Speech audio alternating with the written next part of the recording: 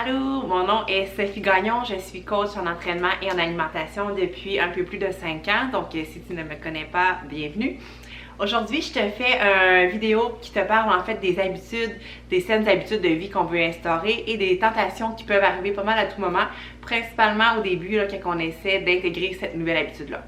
Donc, il y a des habitudes qui sont faciles à instaurer, qu'on aime, qu'on va avoir vraiment le goût de faire, qui nous motivent.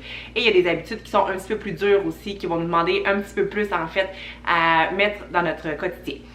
Donc, il faut juste se dire que peu importe l'habitude qu'on crée, qu'on l'aime ou qu'on l'aime moins, il n'y a rien qu'il faut prendre pour acquis en fait, parce que cette habitude-là peut toujours avoir une tentation en fait qui va arriver, puis qui va venir chambouler un petit peu le cours de cette habitude-là et nous la faire perdre de vue finalement.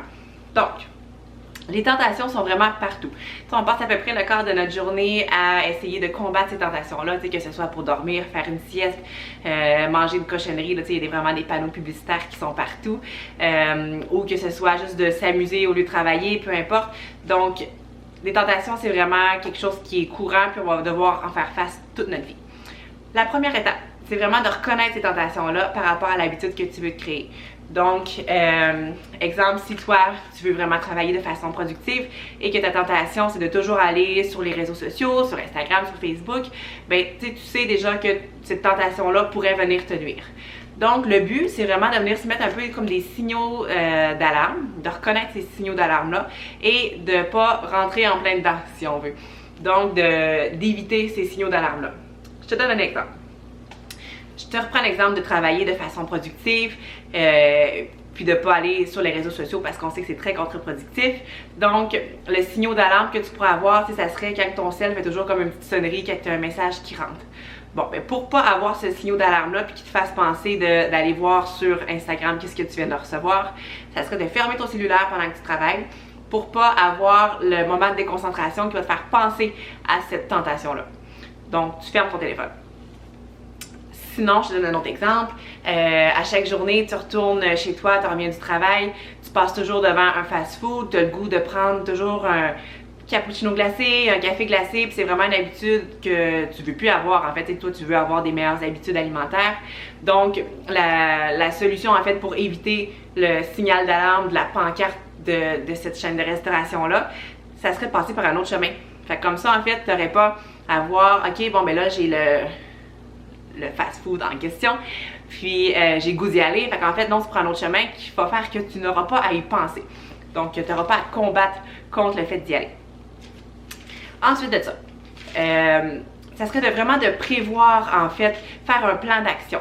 Si telle situation arrive, je vais faire ça. Fait comme ça, tu le sais toujours un peu d'avance. C'est comme si tu prévois la solution d'avance, en fait, avant que la situation arrive et que tu dois prendre une décision un peu dans le feu de l'action. Donc, tu vas dépenser beaucoup moins d'énergie un coup que ça va arriver parce que tu vas savoir comment réagir. Ça serait de se dire, si il arrive telle chose, je vais faire telle chose.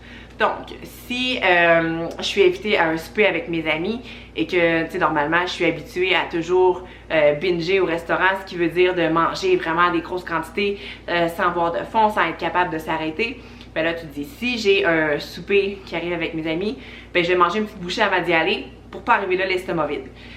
Donc, ça peut être vraiment quelque chose qui va t'aider, en fait, le moment venu. Ou si je veux vraiment travailler de façon productive, je vais éteindre mon téléphone. Fait que, tu sais, déjà, là, tu sais que tu vas savoir quelle action prendre le moment venu. Tu n'auras pas besoin d'y penser, puis d'être entre les deux, qu'est-ce que je fais, qu'est-ce que je triche aujourd'hui, peu importe. La chose, par exemple, c'est que si jamais tu succombes, faut pas que tu aies un sentiment de culpabilité. En fait, on sait, la culpabilité, ça n'apporte rien de bon, ça n'apporte rien de positif, c'est rien qui va t'aider non plus.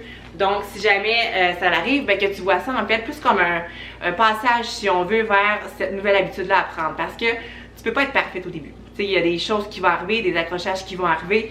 Ça fait vraiment partie du processus de cette nouvelle habitude-là. Donc, on voit ça tout simplement de cet œil-là. Puis, tu reprends le contrôle plus tard dans la journée ou le lendemain, peu importe. C'est surtout important de mettre ces petits plans d'action-là, en fait, en marche avec tes sirènes d'alarme au début quand tu crées ta nouvelle habitude. Pourquoi? Parce que c'est là qu'elle va être plus difficile à instaurer. Il faut vraiment que tu répètes ton habitude souvent pour qu'elle fasse maintenant partie de ta vie et que ça soit plus facile à gérer, si on veut. Donc, la répétition va vraiment faire que ton habitude va ancrer en toi. Puis qu'après, pas qu'il faut que tu enlèves tes signaux d'alarme, mais que ça va comme être vraiment plus facile pour toi de les contrôler. Il faut que tu fasses attention à quelque chose. Les petites tentations qui pourraient te faire passer à travers ta sirène d'alarme, si on veut. Exemple, tu t'es dit que tu n'allais pas prendre de gâteau à une soirée, à un souper X, sauf que là, tu prends une petite bouchée, une petite bouchée, une petite bouchée, une petite bouchée qui finit qu'au final, tu as mangé vraiment une plus grosse portion que tu aurais peut-être mangé normalement ou qui t'amène vers le binge eating. Donc ça, tu vois, tu as comme réussi à passer un peu comme par-dessus ta sirène d'alarme, puis tu vas voir au final vraiment manger comme tout le morceau de gâteau. Tu comprends? Donc là, à ce moment-là, je t'invite à aller regarder le dernier vidéo que j'ai fait par rapport à séparer sa journée en 4 blocs pour reprendre le contrôle rapidement si jamais il arrive une situation où est-ce que tu succomberais. C'est important aussi de planifier des exceptions. Ce que je veux dire, c'est que, comme je te disais tantôt, tu ne pourras jamais être 100% parfaite, c'est impossible, c'est inhumain. Donc, c'est de savoir quand en fait te permettre des occasions. S'il y a la fête de ton chum, ou de n'importe qui s'en vient et que tu aimerais profiter de cette soirée-là, ben tu la planifies déjà. Fait comme ça, tu gardes le sentiment de garder le contrôle, puis t'en profites en fait, ce qui est tout simplement normal et correct. Ou Noël arrive par exemple, puis tu aimerais profiter d'un souper de Noël avec tout le monde, ce qui est vraiment correct aussi. Apporter ton lunch à Noël, je pense pas que ce soit nécessairement la meilleure solution. Donc tu vois, cette exception-là est déjà planifiée d'avance. Tu gardes le contrôle, puis Noël est fini ou ton souper est fini, tu reviens à tes saines habitudes.